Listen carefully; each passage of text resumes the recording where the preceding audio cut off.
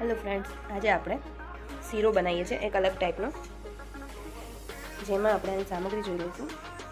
આ ઘઉંનું ફેણન લીધેલું છે, પછી આ થોડો ચણાનો લોટ લીધેલો છે, અને આ થોડી સોજી લીધેલી છે, અને આ થોડો ઘઉંનો લોટ લીધેલો છે. આપણે અલગ ટાઈપનો શીરો બનાવવા જઈ રહ્યા છીએ, જેમાં આપણને આટલું અડધી વાટકી જેટલું ઘી જોઈશે. આ ગળપણ માટે મોરસ લીધેલી છે, અને આ કેસરવાળું દૂધ લીધેલું છે.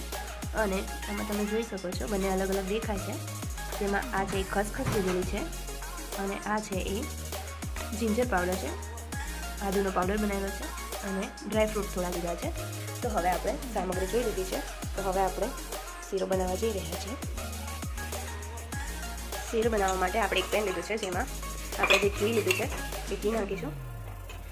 તેને થોડું ગરમ થવા દઈશું, અને તેમાં જ આપણે સોજી નાખીશું. ચણાનો લોટ નાખ્યો છે, આપણે જે ભરડા લીધું હતું એ નાખ્યું છે, અને થોડો ઘઉંનો લોટ નાખીશું, જેને આપણે ધીમા ગેસે શેકી લેવાનું છે.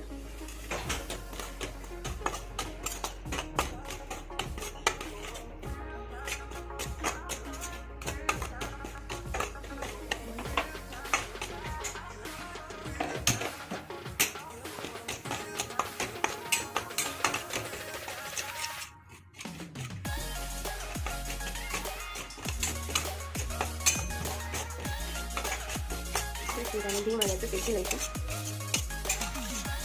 બધું લોટ બરાબર શેકાયું છે, તો એનો ટેસ્ટ સરસ આવશે.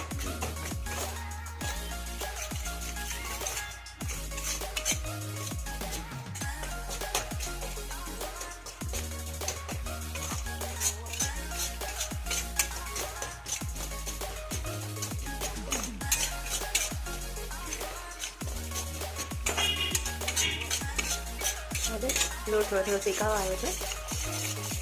એનું કલર થોડું ચેન્જ થઈ જાય પછી આપણે બીજી સામગ્રી અંદર એડ કરીશું.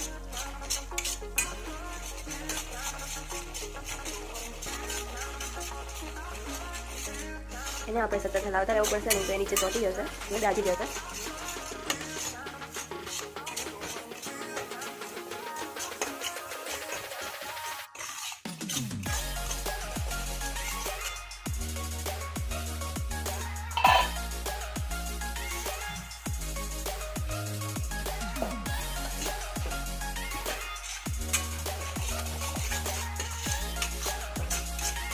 કલર હવે થોડો ચેન્જ થાય છે.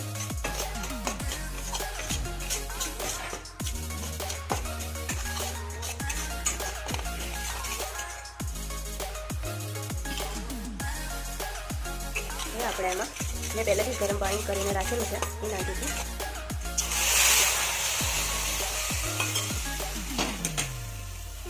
પછી આપણે જે દૂધ લીધું હતું એ નાખવાનું છે.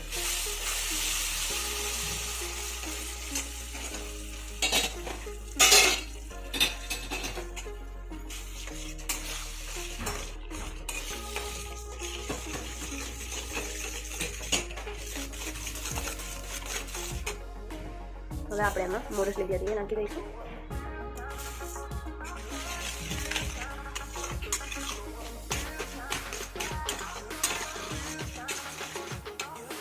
હવે આપણે જે આદુનો પાવડર લીધો હતો અને ખસખસ લીધી હતી એ નાખી દઈશું, અને ઉપર ડ્રાયફ્રૂટ નાખી દેવાના છે, જે તમે લીધા હોય.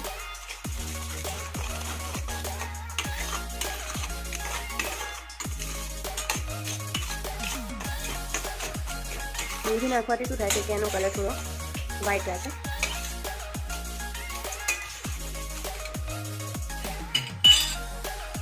ઉપર થોડું ઘી નાખી દઈશું.